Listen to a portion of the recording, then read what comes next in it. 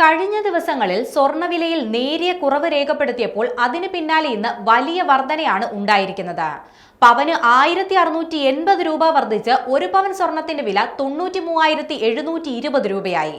ഇന്ന് 1 ഗ്രാം സ്വർണത്തിന് 210 രൂപ വർദ്ധിച്ച് 11,715 രൂപയായും ഉയർന്നിട്ടുണ്ട്.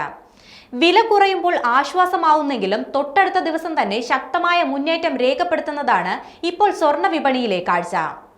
ഇന്നലെ ഒരു പവൻ സ്വർണത്തിന് 92,040 രൂപയായിരുന്നു. 24 ക്യാരറ്റ് സ്വർണത്തിന് ഇന്ന് ഗ്രാമിന് 12,780 രൂപ നൽകണം.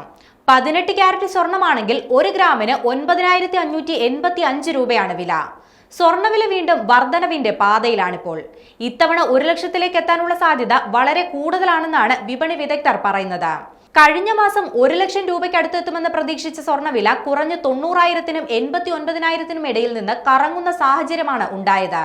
സ്വർണ്ണവിലയിലെ വർധന സാധാരണക്കാരെയും വിവാഹ പാർട്ടിക്കാരെയും സാരമായി തന്നെ ബാധിക്കുന്നുണ്ട്. സ്വർണ്ണവിലയിലെ ഈ മാറ്റം ആഗോള വിപണിയിലെ മാറ്റങ്ങൾക്ക് സമാനമായിട്ടാണ്.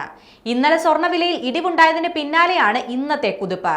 വില കുറയുമ്പോൾ ആശ്വാസമാവുന്നെങ്കിലും തൊട്ടടുത്ത ദിവസം തന്നെ ശക്തമായ മുന്നേറ്റം രേഖപ്പെടുത്തുമ്പോൾ ആശങ്കയാണ് വിപണിയിൽ ഉണ്ടാകുന്നത്. കേരളത്തിൽ ഇപ്പോൾ വിവാഹ സീസണാണ്. ഈ ഘട്ടത്തിൽ സ്വർണ്ണാഭരണത്തിന്റെ ഡിമാൻഡും ഉയരുന്ന സമയമാണ്. എന്നാൽ നിലവിലെ വിലക്കയറ്റം സ്വർണ്ണാഭരണ വിൽപ്പനയിലും കോട്ടം സൃഷ്ടിച്ചേക്കാം.